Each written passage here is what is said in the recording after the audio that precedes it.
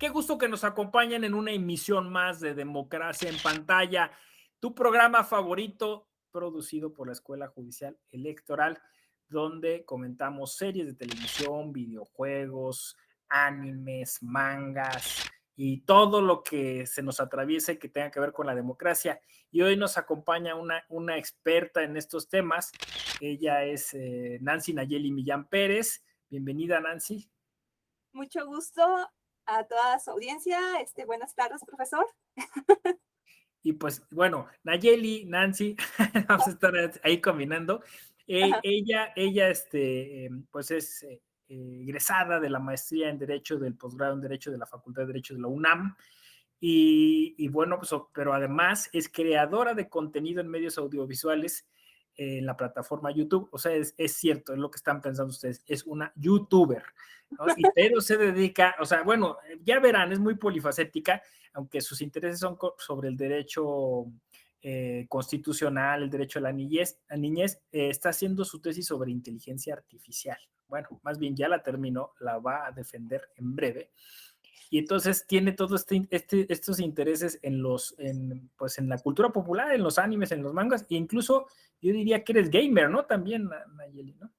Así es. Bueno, de repente en mi canal de YouTube en ocasiones comparto partidas o, bueno, lo que se llaman los famosos gameplays de varios videojuegos. Sobre todo me enfoco en videojuegos como más bien de corte histórico tipo Assassin's Creed, que por cierto, bueno, ya comentaré después a lo largo del programa. También tuve la oportunidad de colaborar con el profesor en otro evento en el cual precisamente dialogamos sobre la conexión entre el mundo de los videojuegos y el derecho, porque sí es importante establecer esa conexión entre la cultura popular y, bueno, en este caso los videojuegos, con el mundo jurídico, porque a final de cuentas el mundo jurídico siempre va a ser un reflejo de lo que es la realidad, tal cual. Exacto, exacto, las manifestaciones culturales del derecho y la justicia. Y entonces hoy nos propusiste Battle Royale, ¿no? Esta maravillosa, pues es que yo justo estaba como tratando de calificar esta maravillosa obra, o sea, porque en realidad se trataría, como se dice, de un universo, ¿no? Porque si bien tú nos vas a hablar de la película se basa en una novela súper exitosa que llegó a ser un bestseller, después de ahí hubo una serie de mangas, ¿no? Así es.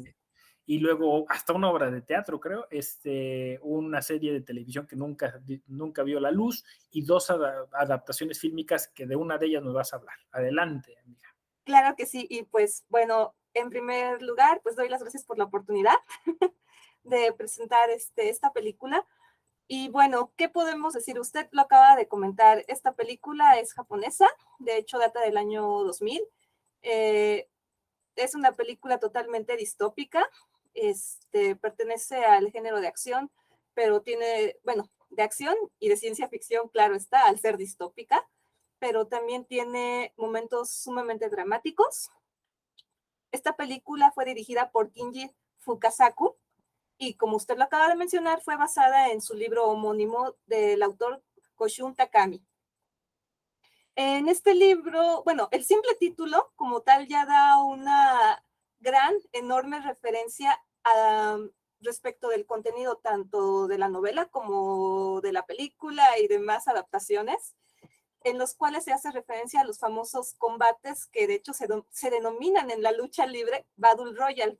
Quien sea fan de la WWE o incluso de la AAA, porque se puede observar en varios lugares del mundo esto. Básicamente es una modalidad de pelea en la cual varios luchadores van a estar peleando, confrontándose entre sí, hasta que en teoría quede uno solo, que va a ser el que se va a alzar con la victoria. Y pues bueno, dirán muchos, en este caso, aquí lo principal debería ser la fuerza bruta.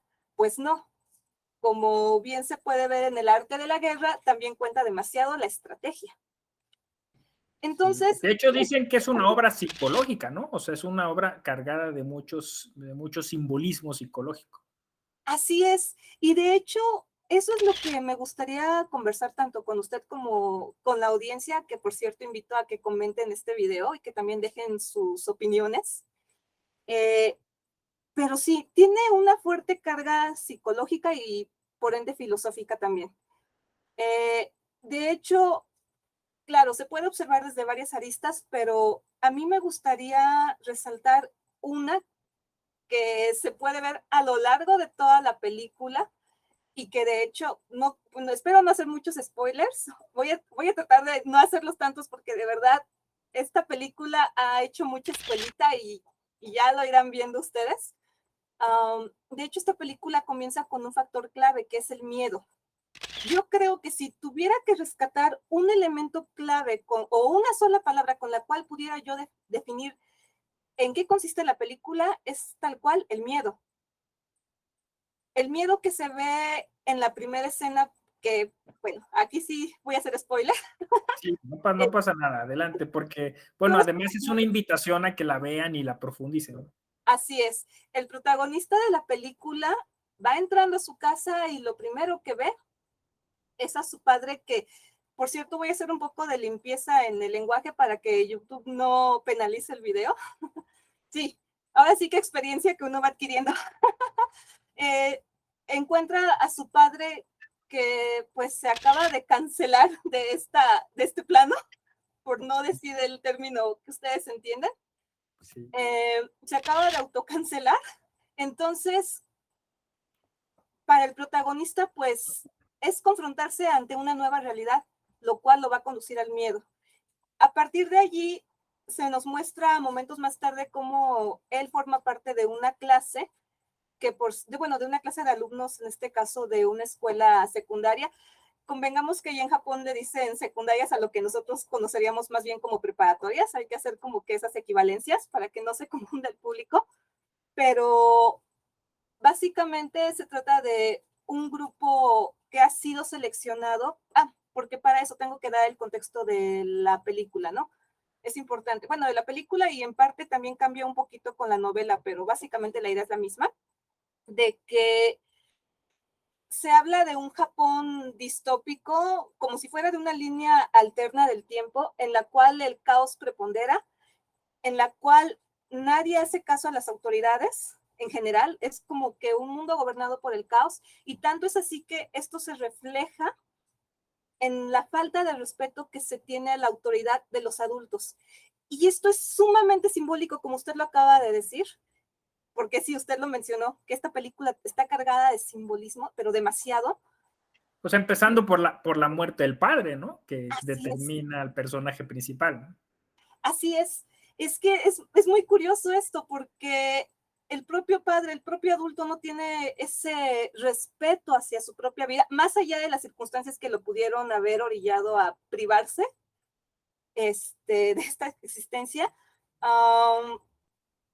Sí se nota claramente ese miedo que se tiene, ese miedo que los adultos tienen, en este caso a los jóvenes, a la rebeldía que tienen, al hecho de que no obedecen las reglas como tal. Entonces, a partir de allí en Japón, bueno, en esa línea argumental, bueno, en esa línea temporal que diga, se establece que con el fin de hacer ciudadanos modelos, de establecer un orden, se van a ir seleccionando grupos al azar de distintas escuelas para que entren al famoso juego real o al Battle Royale, en el cual cada grupo de estudiantes de secundaria, bueno, un grupo seleccionado de estudiantes de secundaria va a ser enviado a una isla en la cual básicamente se les va a proveer de dos maletas. Una de ellas que contiene víveres para sobrevivir durante 3 días, que consiste en agua, un poco de alimento, y en el caso de las mujeres con provisiones extra por cuestiones evidentes. Y en la otra maleta va a venir un arma, y dicha arma va a ser utilizada precisamente para ir acabando con sus compañeros. De allí el nombre de la película.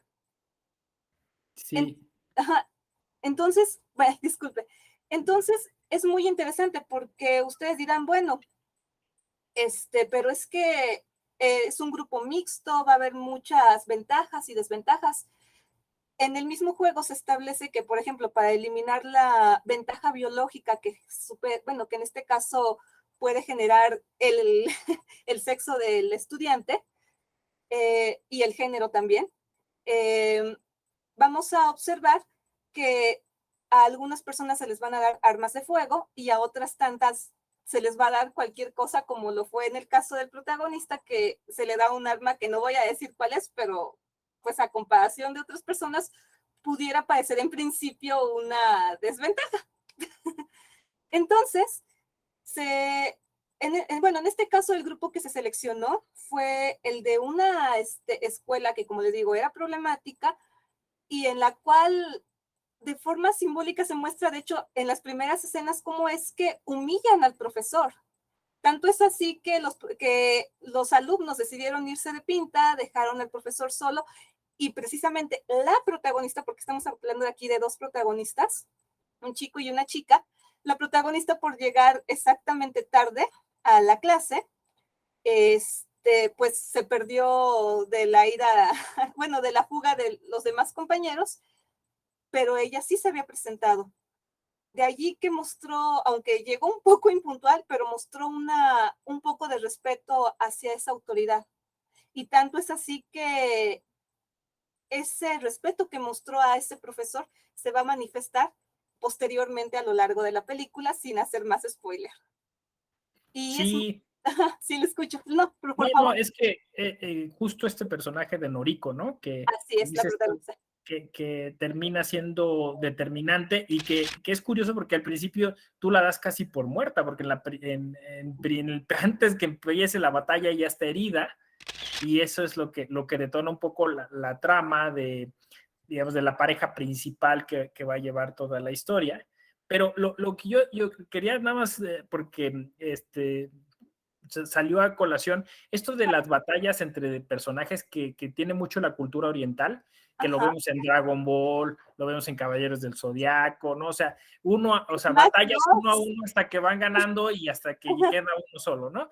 Claro. Y la otra cosa muy oriental, no sé si lo ves tú, Nayeli, la otra cosa muy oriental es esta como, pues, depresión que sienten los adultos que terminan buscando, pues, eso, privarse de la vida, y que lo tiene también el profesor y lo tiene también el padre de este muchacho, y que hay como una especie de desazón, ¿no? Y que lo vemos en una vamos a decirlo así, de las herederas de esta visión de Battle Royale, que es el juego del calamar. En el juego del calamar también hay estas crisis económicas que llevan a los protagonistas a actuar de una manera. Entonces creo que ahí hay unas conexiones con esas cuestiones orientales. Perdón por interrumpir. No, al contrario, y qué bueno que usted acaba de tocar este punto, porque como bien lo estaba comentando, esta, esta historia como tal, o mejor dicho, la novela, vamos a partir de la novela, bueno, obviamente la película también, como les decía, había hecho escuelita, literal, porque a partir de allí se empezaron a ver influencias en otras obras. Por ejemplo, ¿quién no ha visto la película de Los Juegos del Hambre o la de La Purga? Usted acaba de mencionar precisamente el juego del calamar. De hecho, el guionista comenta que tuvo esa inspiración precisamente en esta novela, en Battle Royale. Entonces sí es muy Bueno, importante ver Kill Bill, Quentin Tarantino reconoce y hace un homenaje a Battle Royale. así es, y de hecho, aquí, esto sí es un spoiler, pero es para también incentivar a que vean esta película. La chica que se llama Gogo, si se acuerdan en la escena oriental de Kill Bill, en la película, de hecho sale también en la película de Battle Royale. Sí. Y curiosamente también sale de un color amarillo. De hecho, aquí hay como juegos muy interesantes. Juegos muy, muy interesantes. A pesar de que la personalidad de la actriz sí cambia, porque sí cambia mucho, pero en general son como que inspiraciones que se van tomando para posteriores obras. E incluso en la propia estética de la película se ven los famosos cortes que normalmente uno no ve tan exagerados en las películas occidentales en las cuales se muestra la sangre a borbotones, no. Si se fija, incluso en la película se muestran esos famosos cortes y los efectos de sangre tipo anime. Las personas de su audiencia que hayan visto cualquier serie de anime y otros referentes o películas van a ver esos famosos cortes que según salen como a manguerazos y cosas así, a lo mejor hasta visualmente exagerados, y se notan Demon Slayer, por ejemplo, ¿no? Ah, claro, por supuesto. Entonces, el propio Dragon Ball. Entonces, y nos podríamos ir con más series, ¿no? Pero sí, en general, esta película, o sea, quiero regresar un poco al elemento que decía del miedo, porque de allí me gustaría derivar en otras dos cosas interesantes. La primera de ellas sería la inherente a las relaciones de poder y la segunda a la instrumentalización del derecho. En primer lugar, con relación a las relaciones de poder que uno puede observar en la película, pues son más que evidentes, ¿no? A partir de que los alumnos son obligados a jugar, porque no es que hayan decidido jugar, sino literalmente ellos iban a su campamento de primavera, pero pues les pusieron gas en el camión, entonces pues se quedaron dormidos, no, o inconscientes, mejor dicho, y al despertar pues se dan cuenta que no habían ido a ese famoso campamento, sino que realmente habían sido secuestrados. Entonces, iban a ser obligados a jugar y pues se dieron, y bueno, y tanto así se establecen las relaciones de poder que todavía no terminaban de dar las reglas del juego cuando ya habían perdido a 2 de los 42 estudiantes que habían sido, bueno, separados de su salón, bueno, de su escuela, por no decir, es que sí hay que cuidar un poco el lenguaje, pero sí, básicamente es eso, ¿no? Yo sí le he hecho, pero entonces, a partir de que primero terminan con una de las estudiantes, que de hecho le clavan una navaja en la frente, y que de hecho después el siguiente estudiante que pierde la vida es el mejor amigo de Shuya, el protagonista, ahí es cuando se muestra claramente que las cosas iban en serio, que no estaban jugando, porque incluso cuando aún estaban allí en el salón, cuando les están explicando a los estudiantes en qué consisten las reglas del juego, que como comento, básicamente tienen que sobrevivir en una isla en la cual se van a ir marcando cada cierta cantidad de tiempo ciertos puntos peligrosos en los cuales no deben estar esos jugadores y tienen que irlas evadiendo a la par en la que van acabando pues con sus compañeros, porque como lo digo, tiene que quedar uno solo.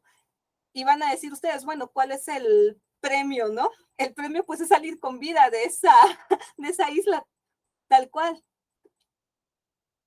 Sí, Eso, Nancy, Nayeli, solo una mención aquí interesante a propósito de lo que estás planteando como punto de análisis, ¿no? El miedo supone un sistema político, ¿no? Un sistema autoritario, o así es. sea, claramente antidemocrático, porque básicamente en Battle Royale lo que plantea y que después se imita por, o como dijiste tú, otros productos de la cultura popular, es que hay un sistema sobre nosotros que juega con nosotros, ¿no? O sea, que además es como morboso, no sé, como sádico, sanguinario y que quiere vernos destruidos, ¿no? Entonces, esa es una metáfora, digamos, de lo social, de lo político, muy poderoso, ¿no? Hay una parte en la novela y en la película se ve entre líneas también, cuando Kagawa, el otro protagonista muy importante porque él hace la conexión con un juego pasado y empieza a encontrar explicaciones que tiene que ver con el derecho además, porque cuando le preguntan cuál será la razón de estos juegos, que es lo que se pregunta siempre el protagonista, ¿por qué? ¿Por qué nos harán esto? ¿Por qué? Toda la película se está haciendo esa pregunta. Kagawa hace unas hipótesis y una de ellas es, quizá a uno de estos gobernantes se le ocurrió y después lo demás, solo por no criticarlo, por obediencia, siguieron repitiendo el patrón. Es tremenda esa idea, ¿no? Es decir, quizá vivimos en un sistema necrótico, necropolítico, necrojurídico, simplemente porque no nos atrevemos a criticarlo, a desafiarlo.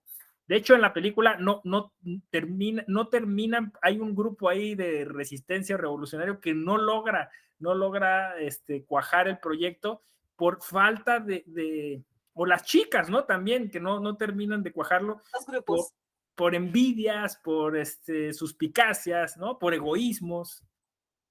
Y es que se supone que el miedo aquí lo quieren utilizar, y creo que de hecho también se ocupa así en la vida diaria, el miedo se quiere utilizar como una manera de cuestionar socialmente a la población con el fin de lograr bienes a favor de toda la sociedad y no solamente de unos cuantos individuos. Se supone, y usted ahorita que lo acaba de mencionar, había dos grupos, un grupo de chicas y un grupo de chicos.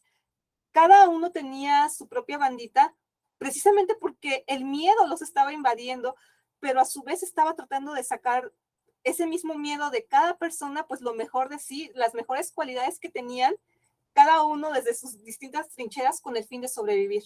En el caso de las muchachas que estaban en el faro, pues estaban ellas tratando de trabajar coordinadamente en su momento para sobrevivir. Y en el caso de los muchachos, estaban, bueno, haciendo también, por su parte, ciertas maniobras para poder también escapar de la isla. Y así esos grupos querían trabajar en equipo. De hecho, usted lo acaba de mencionar con Kagawa, perdón, y los dos protagonistas. Aparte, hay otro elemento, que cabe señalarse en esta película. Se secuestró a, a un grupo de estudiantes, pero se le adicionaron dos personajes. Estos dos personajes, que de hecho fueron estudiantes, tienen como que ciertas características que los hacen como sobresalir del resto. Y yo creo que es una perfecta representación de lo que es la moralidad en este caso. Por un lado tenemos al ex competidor que se muestra como más moralmente inclinado a lo que nosotros conoceríamos como que actos tildados de buenos para la sociedad, dependiendo, claro está. Y por otro lado tenemos básicamente a un psicópata, que es diestro acabando con todos sus compañeros. Entonces, es muy interesante el juego, la representación que se da a lo largo de esta película. Obviamente, es también muy interesante, y ya retomando un poco los dos elementos que había dicho sobre las relaciones de poder y la instrumentalización del derecho. Obviamente, este juego, pues es imposible en la vida real porque, pues hay que decirlo, va en contra de todos los derechos humanos habidos y por haber. Más allá de que en este juego se pone a prueba la dignidad de cada persona. Se pone a prueba a cada momento. Obviamente, desde el momento mismo en el que se le priva de la vida a cada competidor, pero más allá de eso, se pone a prueba la dignidad de cada persona en el momento en el que tienen que estar buscando comida, en el momento en el que se tienen que estar escondiendo para que sus compañeros más diestros no salgan pues a ultimarlos. Entonces, sí se muestra claramente en esta película un reflejo que a lo mejor hoy en día en Japón, y yo creo que en todo el mundo en general, predomina el miedo. Yo me quedo con esa palabra, más allá de las cuestiones estéticas de la película, de las cuestiones de la filmación, de las cuestiones técnicas. Me pareció un guión, me pareció una historia muy interesante. Tengo que comentarlo, yo la primera vez que vi esta película estaba recién ingresando a la carrera. Naturalmente, en ese entonces tendría unos 18, 19 años y pues sí, la verdad sí me impresioné porque no estaba acostumbrada tanto a ver ese tipo de películas, ¿no? Pero sí, pero sí me dejó pensando en muchas cosas. Ahora con el paso del tiempo, pues voy procesándolas, ¿no? Y y hoy en día, pues nosotros podemos estar sumidos en una cultura del miedo sin darnos cuenta.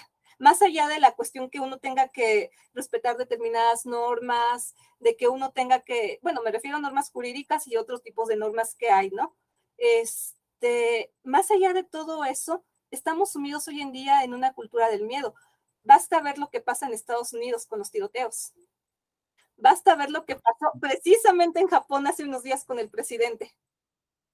De hecho, es real. Creo que se prohibió justo la serie de televisión porque iba a ser producción norteamericana por dos tiroteos que se dieron en Estados Unidos en dos high schools y lo asociaron y por eso los productores ya no lo hicieron. Pero ¿no crees que es miedo y algo más? O sea, digamos, es modernidad líquida, diría Bauman. De hecho, Zygmunt Bauman ha hablado mucho sobre estos temas del miedo en las culturas contemporáneas, porque es miedo y egoísmo, miedo e individualismo, ¿no? Es miedo y consumismo, O sea, Miedo y dominación, miedo y control. exacto, o sea, son muchas cosas, porque ahí si te fijas, el tema es que por eso dicen, es un experimento, están jugando con los jóvenes para ver si pueden articularse o no, y hacen todo para desarticularlos, van cambiando las zonas de peligro, van poniéndoles estos aditamentos diversos, van jugando a que se enfrenten entre ellos, aunque sean amigos, se traicionen. Entonces, esta desarticulación es lo que pasa en nuestra sociedad. O sea, no logramos hacer una sociedad civil. Hay una escena maravillosa donde dos chicas se ponen con un altavoz, un megáfono a gritar desde arriba, decir, podemos, somos más, vamos a estar, y terminan matando, ¿no? Entonces, sí hay un tema ahí, o sea, no, porque, por ejemplo, esas chicas no tenían miedo o estaban afrontando el miedo para lograr hacer algo más o sea, fue más bien, bueno, podríamos decir que los protagonistas de alguna manera sobre reaccionan al miedo, pero por ejemplo, el caso del muchacho que es introducido después, en la novela queda claro que, como dijiste, esto es un psicópata, o sea, él no siente miedo, él no siente ningún sentimiento, ¿no? Y lo metieron ahí a propósito para eso. Sí, así es. Es que es lo interesante de estos dos personajes que los metieron básicamente para desestabilizar al grupo. Y tanto es así que incluso cómo nos muestra la escena simbólicamente que están colocados en ambos extremos, incluso hasta en la ropa la ropa que traían puesta al momento de aparecerse, el psicópata vestido todo de negro y parecía básicamente un personaje de la serie de Bleach. De hecho, y por otro lado, vemos al otro personaje, al que digamos sería el bueno o el no tan malo, si lo quieren ver, porque hay que tener en consideración que la bondad y la maldad son términos muy relativos y más en esta película se va a ver que realmente no existe algo tan marcado como la bondad y como la maldad. Se va a ver. O sea, más que nada es una cuestión de supervivencia. Más que nada es eso. Entonces, se va viendo cómo a partir de las diversas circunstancias que van enfrentando cada persona, y de hecho es muy interesante ahorita que lo estoy observando, que lo estoy meditando, cómo se muestra a lo largo de la película el desarrollo de cada personaje, que si bien tenemos a una pareja protagonista que curiosamente resiste mucho, porque aquí pues también tienen que hacerla pues comercial la película, que a final de cuentas el amor supera el miedo, porque hay que verlo también de esa forma, puede tener distintas interpretaciones, la fuerza, la unión, la amistad, el amor, el compañerismo, por algo, o sea, por algo pasan las cosas, y tanto es así que existe una segunda parte, por ese lado no es spoiler, de hecho es una invitación para que la sigan viendo, las dos películas. Se muestra a lo largo de la película también un desarrollo claro de los personajes, por qué cada personaje actúa de cada forma, por qué logra sobrevivir una cierta cantidad de tiempo. Y es muy interesante ver que le dan muestran un mosaico entero de personalidades como un fiel reflejo de lo que es nuestra sociedad misma. Muestran al grupo de los pandilleros, al grupo de los guerrilleros, al grupo de las personas que quieren actuar por el bien de la sociedad, aquellos que son más introvertidos, a los extrovertidos, a la parejita que aquello y así. Es muy interesante ver esta película porque muestra distintas capas de lo que es la misma sociedad reflejada en un grupo de 42 estudiantes. Ah, y sin contar desde luego el propio profesor, que el profesor por sí mismo es un personajazo. Sí. El profesor por sí mismo, y bueno, aquí sí, yo sí le quisiera preguntar a usted como profesor, en su experiencia, ¿qué a usted me imagino que le ha tocado observar precisamente este mosaico que yo le digo, semestre tras semestre en cada clase que usted da? Y el observar cómo cada uno va respondiendo de acuerdo a su propio contexto, a lo que es cada persona, pues a lo que son como tal, como individuos.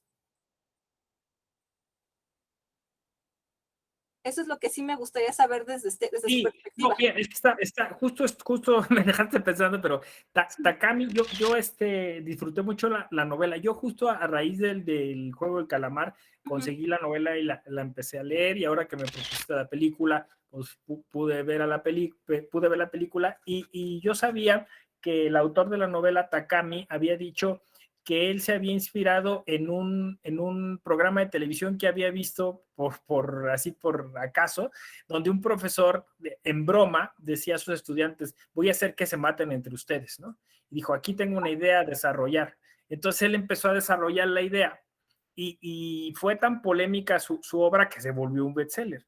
Y entonces, obviamente, como dices tú, mucha de la trama se basa o se apoya o va hacia allá, hacia el profesor. El profesor que de alguna manera, hoy le podemos decir, es un aspiracionista, porque en un punto él dice que estaba harto, pues, de ser un burócrata, y que ahora tiene su oportunidad para demostrar que puede hacer algo más. Y parece que a lo largo de la trama fuera una especie de eso, de ser sádico, pero al final descubrimos una parte bondadosa en él, ¿no? Y pues lo vemos justo cuando, este es otro spoiler, pero quizá, cuando él no tenía un arma, ¿no? O sea, básicamente se sacrifica y manda a los soldados a su casa, a sabiendas que todavía no había un último ganador, ¿no? O sea, que había 3 sobrevivientes, ¿no? Entonces, ahí vemos como una faceta de este profesor, que quizá a lo mejor renuncia a todo por su hija, ¿no? Porque su hija lo desprecia, él mismo lo dice ahí, ¿no? O sea, básicamente él está en esta tesitura que comentaba hace un rato, desanimado, desangelado, ya sin ganas de vivir, y de alguna forma explota, ¿no? O sea, explota, y después llega a un punto alto, y después de ahí viene de bajada, ¿no? Entonces, fíjate que eh, no sé si debiera o no decirlo aquí, pero hace poco hubo un caso en la Facultad de Derecho de la UNAM, Mm, de un muchacho bueno, de un joven ya grande, que en el posgrado en Derecho y que en las diversas clases, pues justamente por algún desfase, ¿no? Algún tema ahí de salud mental, pues no tuvo el mejor trato con sus profesores.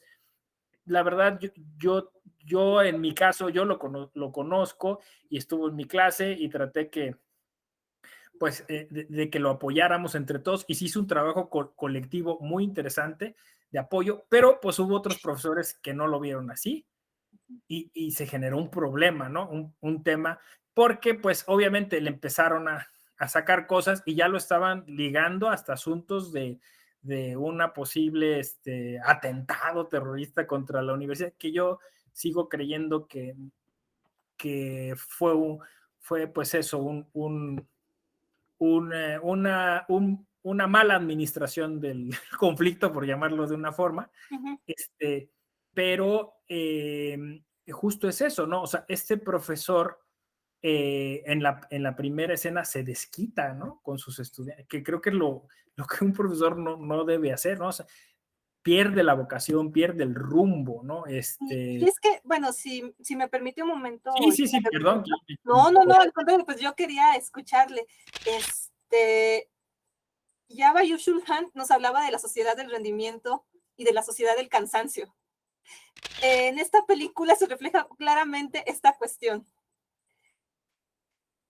Pasamos de ser porque para eso, en esta película se pretende pasar de una sociedad del cansancio a convertirla otra vez en una sociedad disciplinaria. ¿Por qué? Porque quieren otra vez poner el orden, como lo decía, a partir del miedo, a partir del control, de la dominación, a través del establecimiento de determinadas reglas. Y además, si todo el tiempo están vigilando a cada uno de los estudiantes con los collarines que se les pone en el cuello, que además traen un micrófono, pues, bueno, y traen sensores de signos vitales y etc., pues están todo el tiempo controlando a los individuos, ¿no? En este caso a los competidores del juego.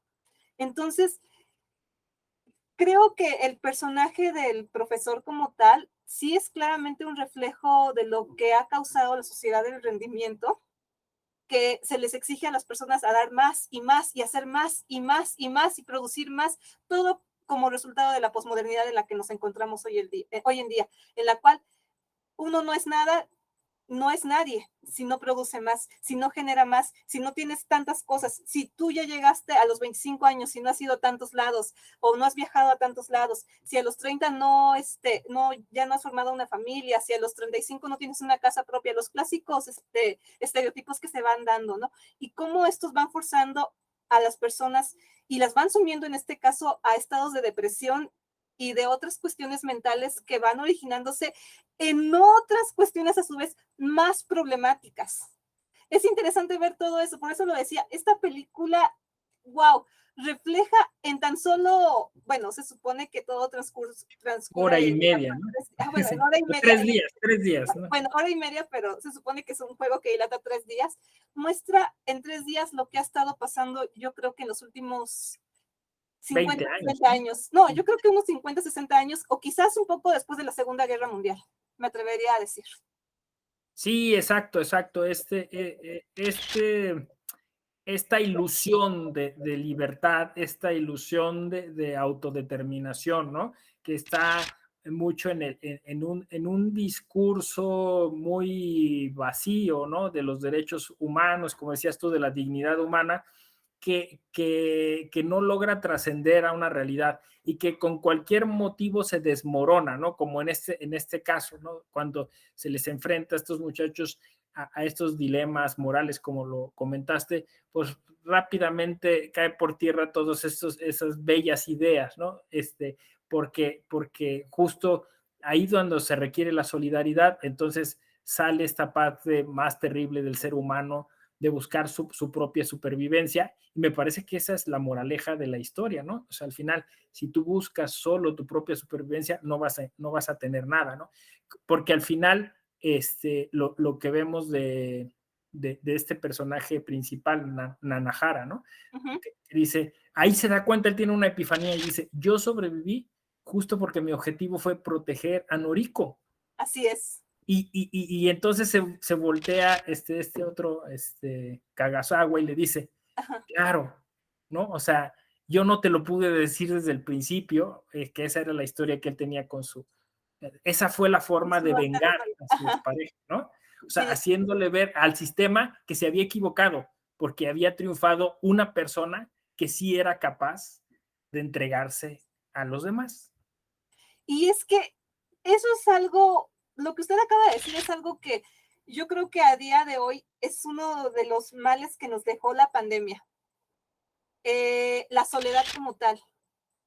A partir de las medidas de aislamiento social que se han ido, va a decir, bueno, ¿qué tiene que ver la película con todo esto? Bueno, es muy fácil observarlo, porque en la película se muestra cómo varios de los estudiantes estaban tratando de sobrevivir solos. Unos, pues sí quisieron agruparse, ¿no? Entre grupos de amigos o compañeros, etc.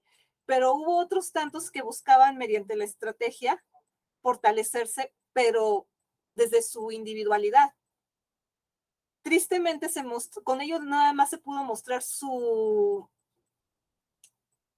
debilidad, tal cual, porque si bien eran estratégicos, si bien eran inteligentes y todo eso, la fuerza de varios supera por mucho la estrategia quizás de uno solo. Y en general bueno, y eso lo meto o hago una analogía hacia lo que estamos viendo ahora, ¿no? Hacia lo que nos queda de rezagos de la pandemia hoy en día. ¿Cuántas personas con severos problemas de salud mental han quedado a raíz del aislamiento social hoy en día, de las medidas que se tomaron por protegernos precisamente por resguardar nuestra salud física, precisamente por aquel miedo que teníamos al contagio? Fíjese otra vez, el miedo tal cual, nos empezamos a aislar cada uno en nuestras casas, cada uno. Llegaba el momento en el que uno ya no quería siquiera asomarse a la calle porque ya sentía que tenía todo el virus contagiado en la cara o en lo que se asomara. Entonces, las personas se fueron debilitando.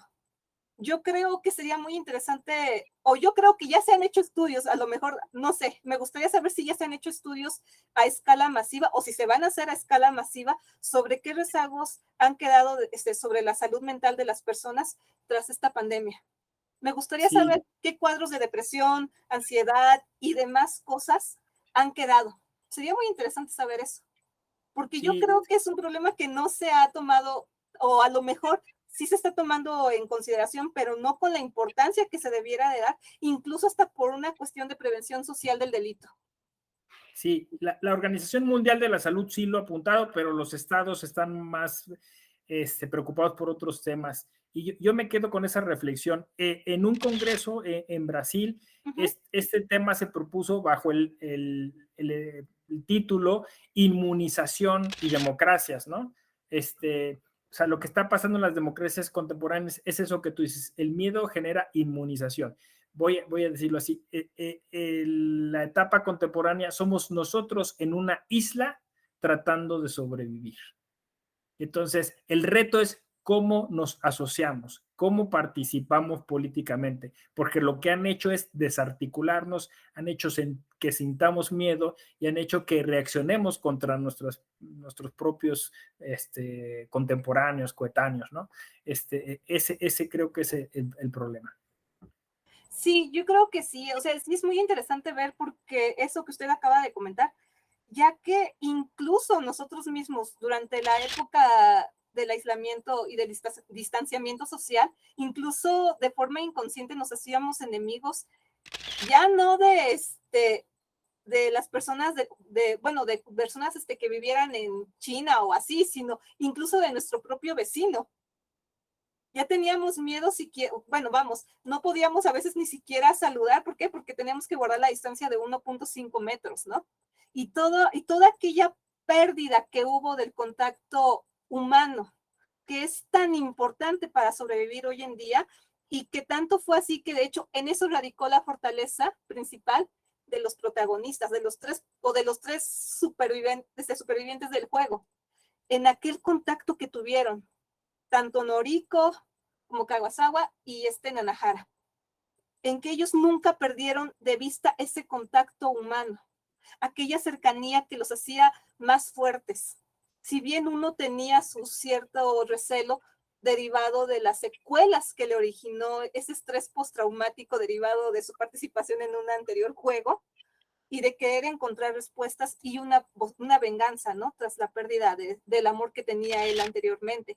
No, Pero pero fíjate que Kagawa, a cada hay, hay, hay un gag del director Ajá. que es que Kagawa siempre dice que tiene un padre que lo hizo hacer como, o sea, esto diríamos es un personaje empático, porque cuando lo cura dice, ¿por qué me curaste? Porque mi padre era médico. ¿Por qué cocinaste? Porque mi padre era chef, ¿no? ¿Cómo Sí, sabes claro. manejar un bote, no? Porque mi padre Era lanchero. era marino, ¿no? Ajá. Entonces, te das cuenta, ahí te das cuenta que él se inventaba todo eso, porque justo en aras de ser empático, o sea, trataba de hacerse pasar por todas esas profesiones, ¿no? Era lo que No, quería. sí. Y es que justamente es eso.